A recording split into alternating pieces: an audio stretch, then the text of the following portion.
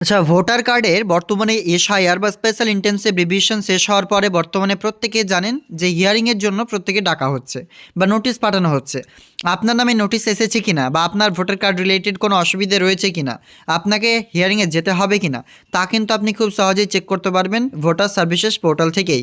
কারণ নতুন অপশন কিন্তু ইতিমধ্যে যুক্ত করা হচ্ছে এই ভোটার্সেস অফিসিয়াল ওয়েবসাইটে, এবং সেখান থেকে আপনারা দেখতে পাবেন আপনার নামে বা আপনার যে পিক কার্ড নাম্বার রয়েছে তার অ্যাগেনস্টে কোনো যে ডেকে পাঠিয়েছে কিনা বা কোনো হিয়ারিং নোটিশ এসেছে কিনা তা কিন্তু আপনি খুব সহজে চেক করতে পারবেন। কীভাবে চেক করবেন আমাদের আজকের এই মূল্যবান ভিডিওতে আপনাদেরকে আপডেট সমেত জানানো যাবে।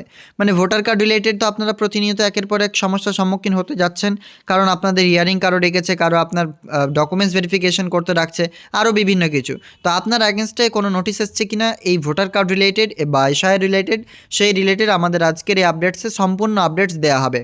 ভিডিও শেষ পর্যন্ত দেখবেন, ভালো লাগলে লাইক করবেন। আপনার কোনো প্রশ্ন থাকলে অবশ্যই কমেন্টে জিজ্ঞাসা করতে পারেন।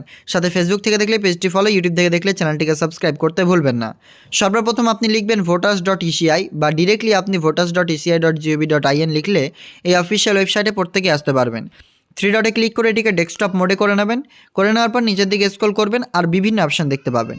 সর্বপ্রথম আপনাকে কি করতে হবে, এখান থেকে আপনারা বিভিন্ন অপশান দেখতে পাচ্ছেন।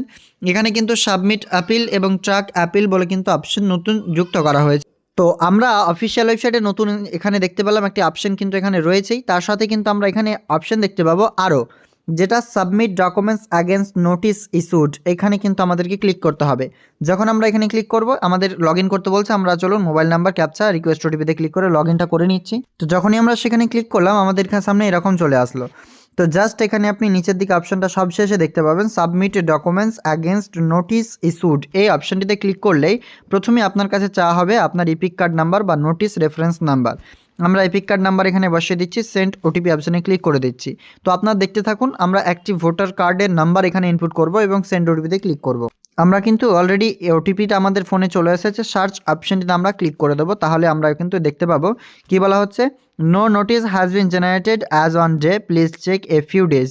মানে আমাদের কোনো নোটিস কিন্তু ইস্যুড করা হয়নি ইসিআই এর তরফে বা ইলেকশন কমিশন অফ ইন্ডিয়ার তরফে আমাদেরকে কোনো রিকোয়েস্ট বা submit documents against notice issued এই অপশানে ক্লিক করে আমরা ভোটার কার্ড দিয়ে জানতে পারলাম আমাদের নামে কোনো কিন্তু এক্সট্রা নোটিসেস নেই যে আমাদেরকে ভেরিফিকেশন বা কোনো কিছু করাতে হবে। এখান থেকে আপনি প্রমাণটি দেখতে পেলেন স্পষ্ট, আপনি এখান থেকে চেক করতে পারবেন আপনার নামে কোনো নোটিশ পাঠিয়েছে কিনা নির্বাচন কমিশন। সাথে এখানে সাবমিট আপিল অপশানে ক্লিক করে আপনি এখান থেকে আপিল জানাতে পারবেন।